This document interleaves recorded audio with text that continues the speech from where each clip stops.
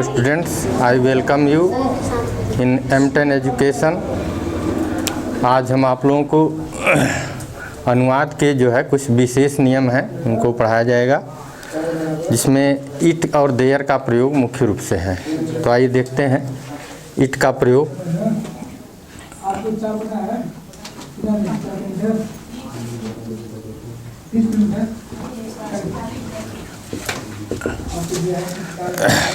बच्चों, यह इट जो होता है इसका अर्थ यह निकलता है, इसका अर्थ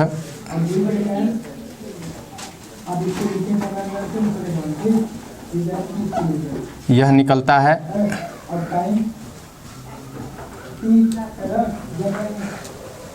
सामान्यतया यह जो है निर्जीव चीज़ों के लिए प्रयुक्त होता है। कोई भी नॉन लिविंग थिंग्स होगा, निर्जीव चीज।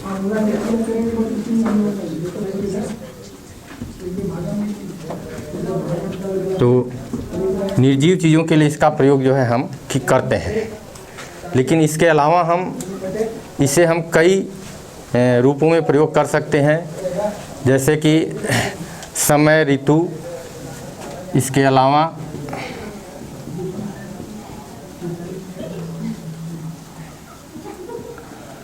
समय, ऋतु, दिन, महीना,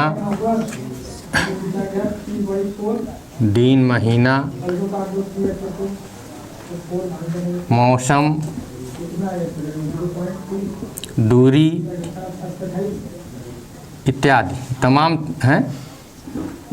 इत्यादि कई अर्थों में जो है प्रयोग किया जाता है, प्रयुक्त होता है। तो यह सामान्य रूप से यह निर्जीव चीज़ों के लिए यह अर्थ में प्रयोग होता है, लेकिन इसके अलावा हम इसे जो है समय, ऋतु, दिन, महीना, मौसम इत्यादि भाव में भी इसे हम प्रयोग कर सकते हैं। यह एक तरह से डमी सब्जेक्ट होता है, यह डमी सब्जेक्ट होता है।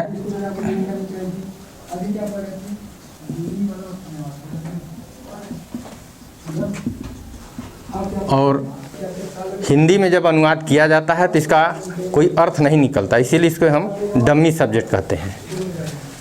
तो इसका प्रयोग जैसे एग्जाम्पल आप लिख सकते हैं, जब हिंदी वाक्य में कोई कर्ता नहीं होता है, जब हिंदी वाक्य में कोई कर्ता न हो और वाक्य के द्वारा समय, ऋतु, दिन, महीना, मौसम, दूरी इत्यादि व्यक्त हो रहा हो, तो ऐसी स्थिति में हम इट का प्रयोग करते हैं। जैसे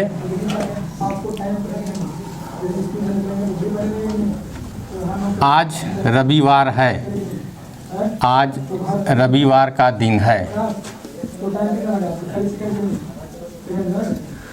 ये आपका सेंटेंस है। इसको अब इसमें सब्जेक्ट नहीं है, ऐसी स्थिति में हम जो है इसमें दिन, रविवार का दिन आया है, इसलिए इसमें हम जो है इट का प्रयोग करेंगे। तो सब्जेक्ट के रूप में इट का प्रयोग करते हैं। और इट के साथ इट इज संडे आप लिखेंगे, it is Sunday today, it is Sunday today. तो इस तरह से इसका अनुवाद होता है। दूसरा है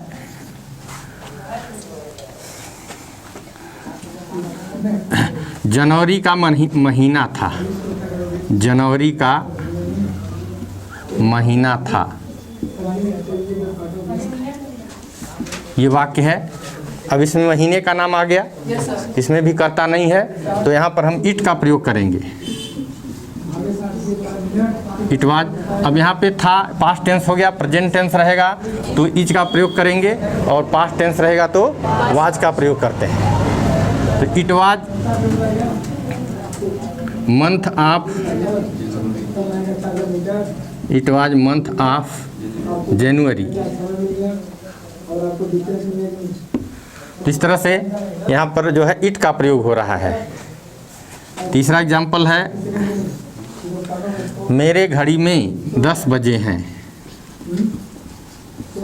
मेरे घड़ी में 10 बजे हैं।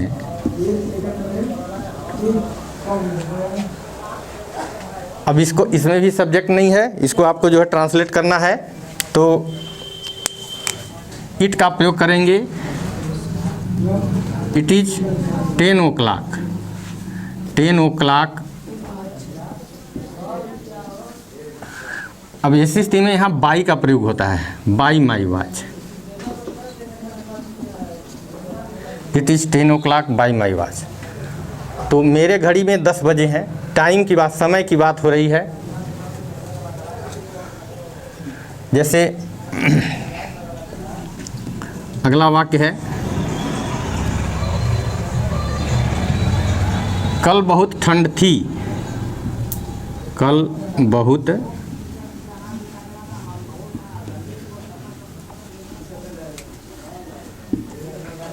ठंड थी, कल बहुत ठंड थी। अब इसमें भी इट का प्रयोग करेंगे, इट वाज वेरी कोल्ड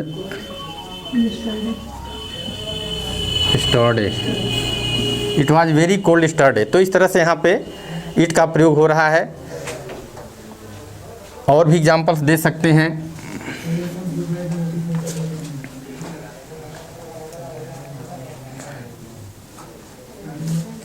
अंधेरा,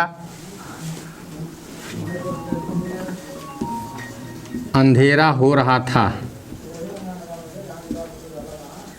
अंधेरा हो रहा था। तो ऐसी स्थिति में भी इट का प्रयोग करेंगे, it was getting dark.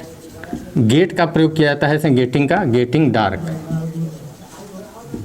It was getting dark, अंधेरा हो रहा था। तो इस तरह से ये आपके सिंपल सेंटेंस जो है, आपके साधारण वाक्यों का, इस तरह से आप इट का प्रयोग तमाम परिस्थितियों में समय, ऋतु, दिन, महीना, मौसम है इत्यादि दूरी व्यक्त करने के लिए इनका प्रयोग किया जाता है।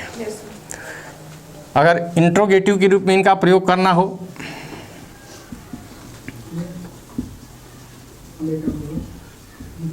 इंट्रोगेटिव के रूप में भी आप इनका प्रयोग कर सकते हैं। अगर इंट्रोगेटिव के रूप में जब प्रयोग किया जाएगा तो जो क्रियाएं हैं, सहायक क्रिया इज, वाज, वेयर या इज जो है, ये सब्जेक्ट से पहले हो जाएगा। जैसे क्या कल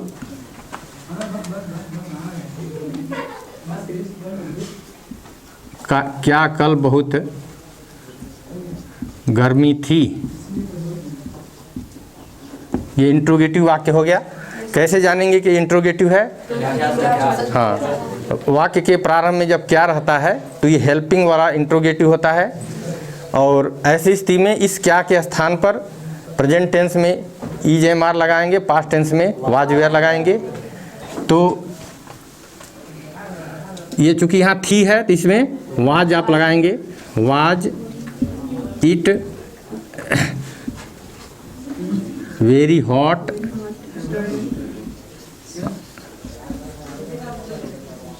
आप लोग नहीं बोलेंगे, was it very hot yesterday, क्या कल बहुत गर्मी थी। तो इस तरह से ये आपका इंट्रोगेटिव हो जाएगा। क्वेश्चन वर्ड वाला भी लगा के यूज कर सकते हैं। जैसे क्या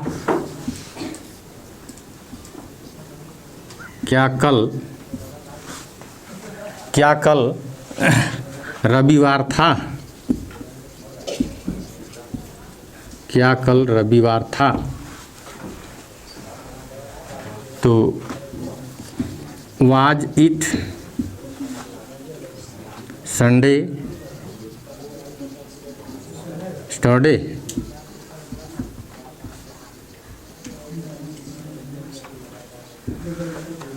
तीसरा,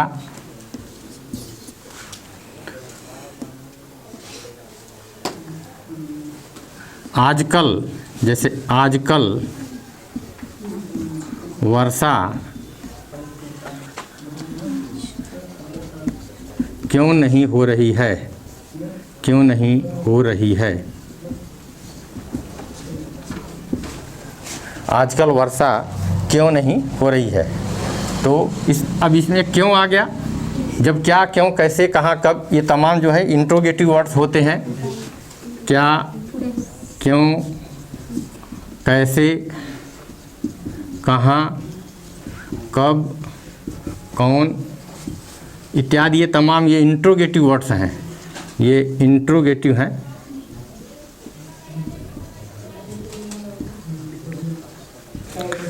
इनका अंग्रेजी जब आता है तो what, why, how, where,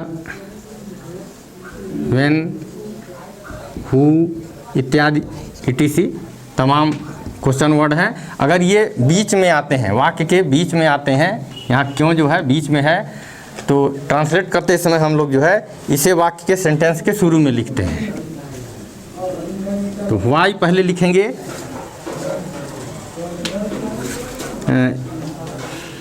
is it, why is it not raining. Raining continuous tense जब होते हैं तो जैसा टेंस होता है टेंस के अनुसार आप क्रिया को first form, second form, continuous form, third form, जैसा टेंस रहेगा आप उसको लगाएंगे। लेकिन कर्ता जो है आपका सब्जेक्ट यहाँ इट रहेगा। इट का प्रयोग क्यों हुआ, क्योंकि यहाँ वर्षा की बात हो रही है। तो why is it not raining. इसके बाद आजकल का nowadays, nowadays ये आजकल की इंग्लिश होती है। तो इस तरह से आजकल वर्षा क्यों नहीं हो रही है, इस तरह से इट का प्रयोग आप इंट्रोगेटिव में करेंगे। इंट्रोगेटिव दो तरह के होते हैं, सहायक क्रिया वाले, ये सहायक क्रिया वाले इंट्रोगेटिव हैं, और ये क्वेश्चन वर्ड वाले यानी प्रश्नसूचक शब्द वाले। तो प्रश्नसूचक शब्द वाले जो है यहाँ पर ये वाक्य है, क्योंकि यहाँ पर बीच में क्यों आया है। और ये सहायक क्रिया वाला है, वाक्य के शुरू में क्या होता है, तो ये सहायक क्रिया वाले वाक्य होते हैं। तो इस तरह से इट का प्रयोग किया जाता है। इसके अलावा जो है इट का प्रयोग अन्य परिस्थितियों में भी होता है।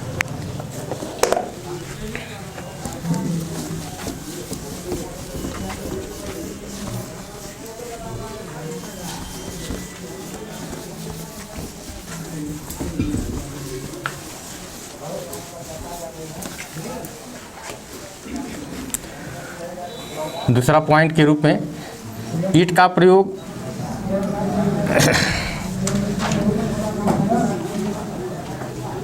इट का प्रयोग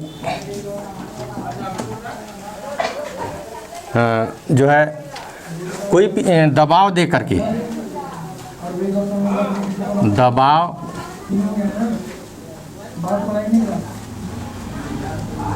देकर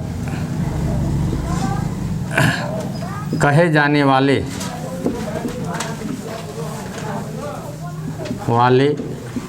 वाक्यों में भी किया जाता है,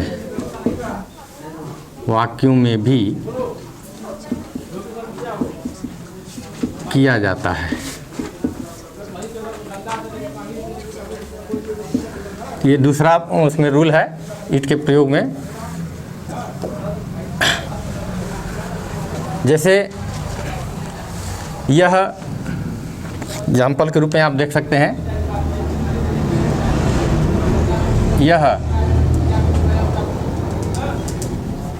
यह तुम ही हो जो मेरी मदद कर सकते हो, मेरी मदद कर सकते हो। ये वाक्य है, इसमें दबाव देके कहा जा रहा है ना। जब भी कोई चीज़ किसी से दबाव देके, तुम ही हो, यह तुम ही हो, यहाँ प्रेशर हो रहा है, तो ऐसी स्थिति में भी इट का प्रयोग यह के लिए किया जाता है। तो इट इज यू, जो अब यहाँ जो कंजंक्शन है, कंजंक्शन जो जिसने, अगर ऐसा कंजंक्शन आता है तो उसके लिए हु का प्रयोग किया जाता है। इट इज यू हु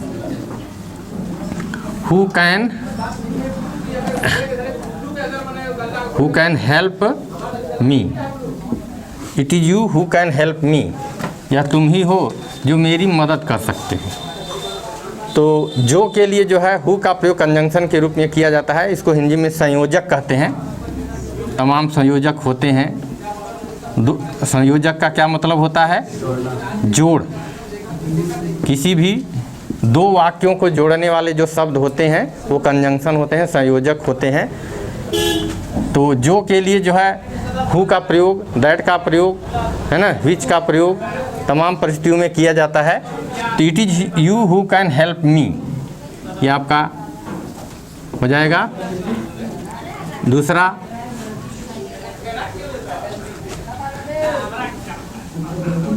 यह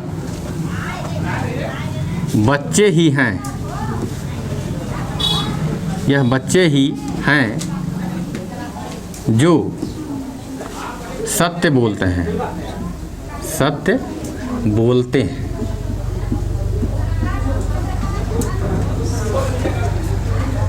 तो it is children, it is children who speak the truth. इस तरह से ये जो है, यह बच्चे ही हैं जो सत्य बोलते हैं। तो यहाँ पर भी बच्चों पर दबाव दिया जा रहा है। That's why you have to write here it as a subject. तो जहाँ पर भी दबाव दे के कोई बात कही जाती है तो वहाँ पर भी इट का प्रयोग आप कर्ता के रूप में कर सकते हैं। तो यहाँ तमाम परिस्थितियों में देख रहे हैं इट का प्रयोग हो रहा है। इसके अलावा भी इट का प्रयोग और तमाम अर्थों में होता है। इन्फिनिट, अभी टाइम है ना, इन्फिनिटिव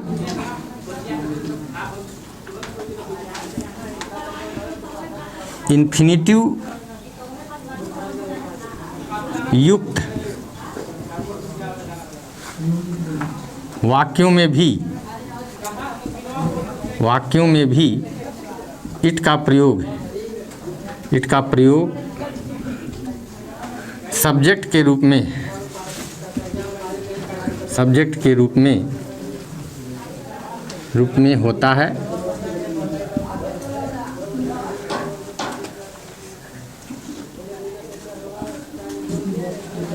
इसका प्रयोग करते समय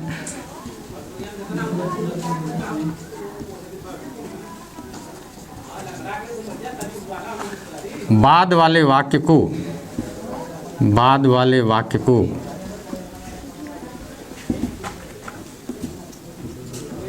पहले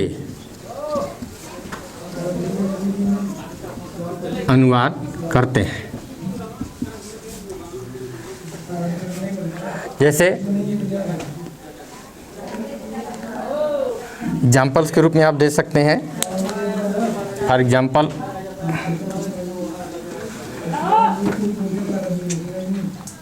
बड़ों का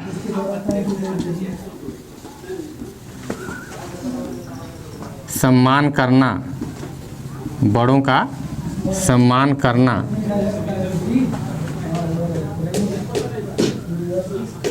हमारा कर्तव्य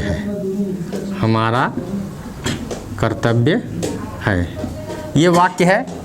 ये ना नेनी, क्रिया में ना नेनी जब भी जुड़ा रहता है तो इन्फिनिटिव वाले वाक्यों में क्रिया में ना नेनी जुड़ा रहता है। और यह एडजेक्टिव और एडवर्ब का कार्य करता है वाक्य में अक्सर। बड़ों का सम्मान करना हमारा कर्तव्य है। तो बाद वाले वाक्य को पहले हमें अनुवाद करना है, हमारा कर्तव्य है। तो क्या हो जाएगा? It is my duty. उसके बाद फिर इधर वाले वाक्य को इन्फिनिटिव लगाते हुए, टू लगाते हुए। इन्फिनिटिव का मतलब होता है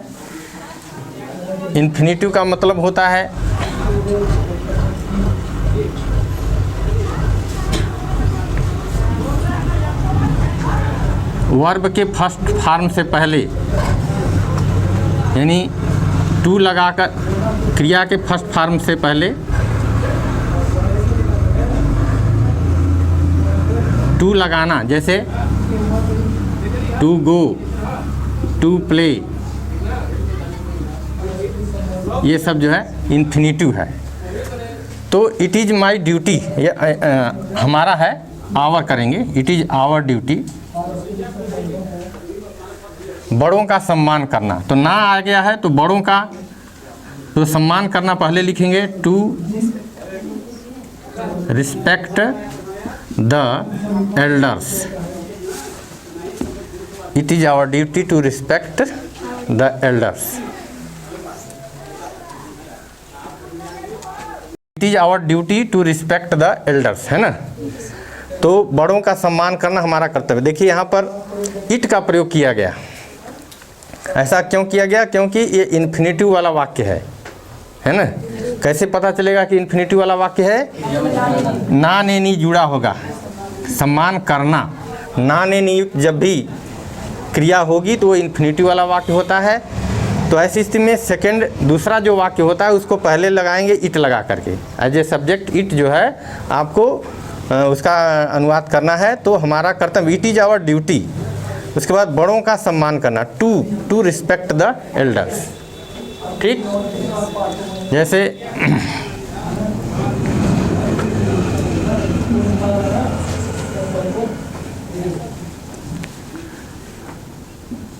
राष्ट्र की सेवा करना,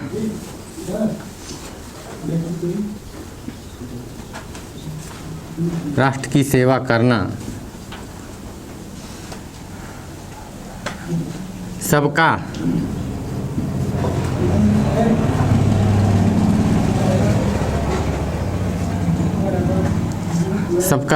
कर्तव्य है। राष्ट्र की सेवा करना सबका कर्तव्य है। तो इट इज सबका कर्तव्य, एवरीवन्स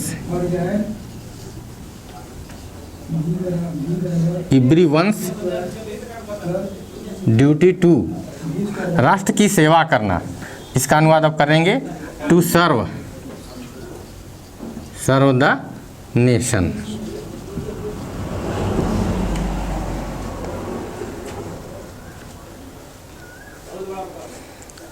इसके अलावा थर्ड एग्जाम्पल के रूप में देखिए,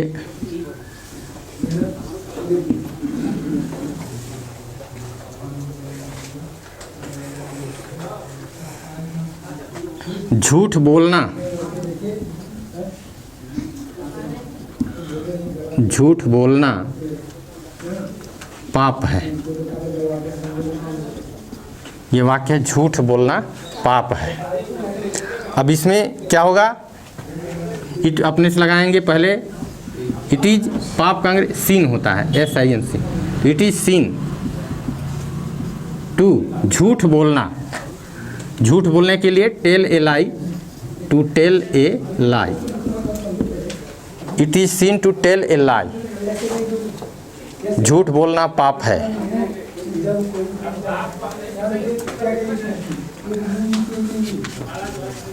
सुबह टहलना, सुबह टहलना स्वास्थ्य के लिए लाभदायक है,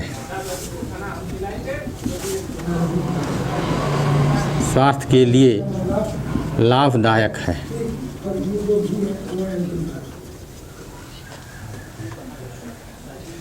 तो it is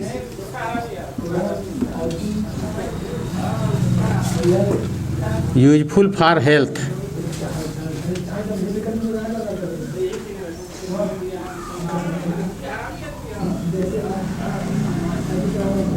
to walk in the morning या to go on morning walk. तो इस तरह से इट का प्रयोग यहाँ पर हम भी इन्फिनिटिव युक्त ये सब क्रियाएं हैं, इन क्रियाओं के साथ भी इट का प्रयोग सब्जेक्ट के रूप में जो है किया जाता है। तो ये तमाम इट का प्रयोग हुआ। आप इसके बारे में आप विधिवत जो है इस तरह अभ्यास कर सकते हैं। धन्यवाद।